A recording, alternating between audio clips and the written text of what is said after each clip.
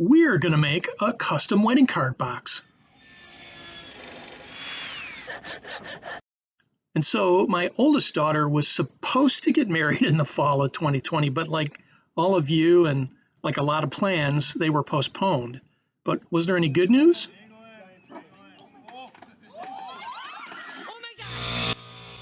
And yes, with a little more time on my hands, I thought I'd add a project and make another wedding gift. And I thought a wedding card box would be pretty cool.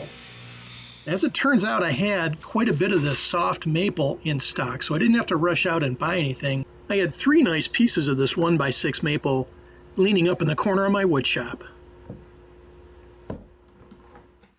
So I had to glue up some boards together to give me some decent widths to work with. And this wedding card box is actually going to be kind of large. I figure it'll hold between 100 and 125 cards maybe.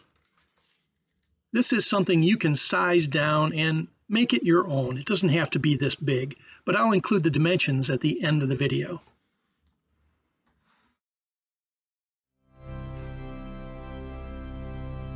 Marriage. Marriage is what brings us together today. So I figured, what's a fun wedding card box video without a tribute offered to the Princess Bride? It also makes it easier to make sure my cuts are exactly the same by stacking these 2 pieces together with double-face tape and making clean cuts on the bandsaw. Now I'm also going to set my table saw at 45 degrees because I want to cut bevels on all of the vertical sides to each piece of this house. And setting up my fence, it makes it easy to duplicate the cuts equally for every piece.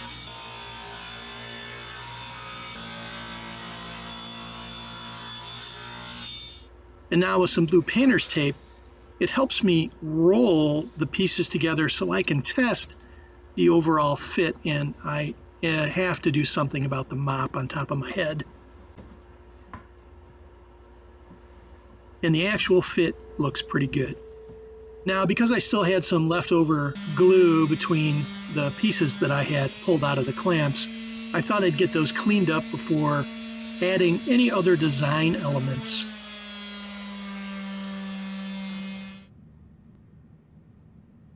And now I'm going to add a door and a couple of windows to the front of this house. And the door is going to be 3 inches by 5 inches in dimension, and the 2 windows will be 2 inches by 2 inches. It also makes it easier to cut a straight line by clamping down a fence on the bandsaw and just running straight up on that pencil line. Although I had to finish out the corner cuts with my jigsaw.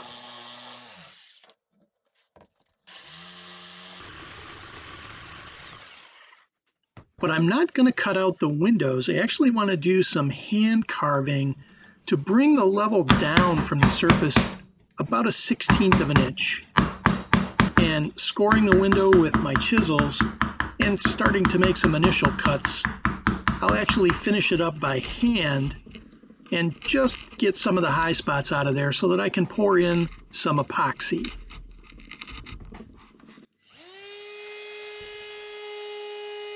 Now, one more thing I thought I would do to dress up the entranceway is put a roundover bit on my router and just dress up the door frame a little bit. I also had this really gorgeous 1/2-inch thick piece of walnut. It's a little bit rough and rugged, but I'm going to get a nice 3 by 5 inch door out of there.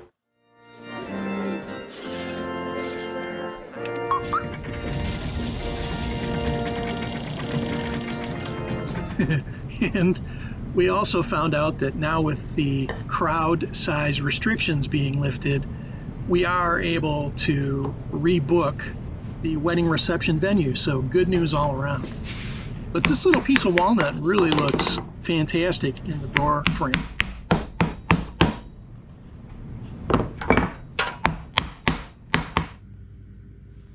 And now, for reals, we can do the final glue up and get these pieces rolled up together and glued. And I use the same trick with the blue painter's tape that holds the pieces together so that I can kind of roll it up get the joints matched, and then we'll put a band clamp around the whole thing to hold it together. And this band clamp is one of those things that you don't know you need until you get it, and then you wind up using it like crazy for projects like this. So one of the other design elements that I wanted to add to this house was to cut in some 1/4-inch splines on all 4 corners of the house. And I actually had some 1/4-inch walnut that I just cut into little triangles, and they glue up really nicely into the corners of the house here, and it's a nice little design accent to the piece.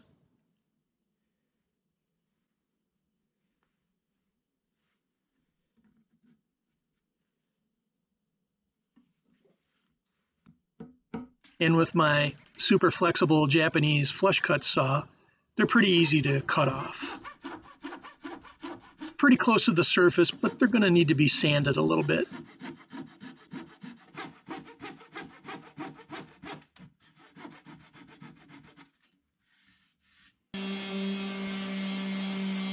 And this didn't take very long at all. Now for the windows. I was going to mix some epoxy and add some blue mica powder to the mix, which actually makes it look like a cool little blue window. And that worked out really well. I also cut out a 3/4-inch piece of plywood, which had a birch laminate on one side, a nice finished laminate, and that'll fit inside the bottom on a piano hinge.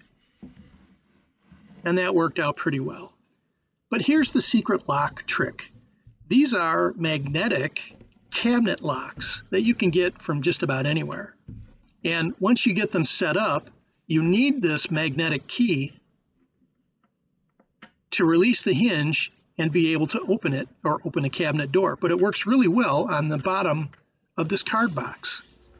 I'm not going to show you, though, where I've put all the locks, because I need that to be a surprise for the bride and groom. In fact, it'll take both of them to open up the card box together. No one person can actually open up that bottom. Now with a little more maple, 1/4-inch in thickness, and this was really wide stock that I had, it winds up making a great roof. And I needed to cut in the card slot on the front face of the house.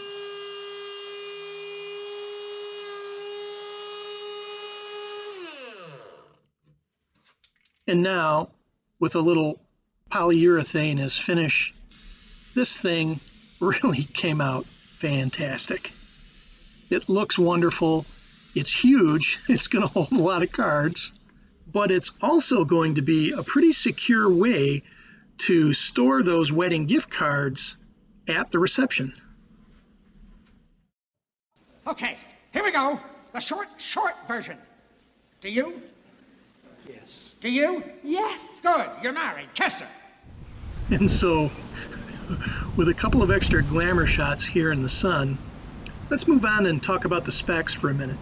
So overall, the size of this house are 15 by 10 1/4, and it's 17 inches tall.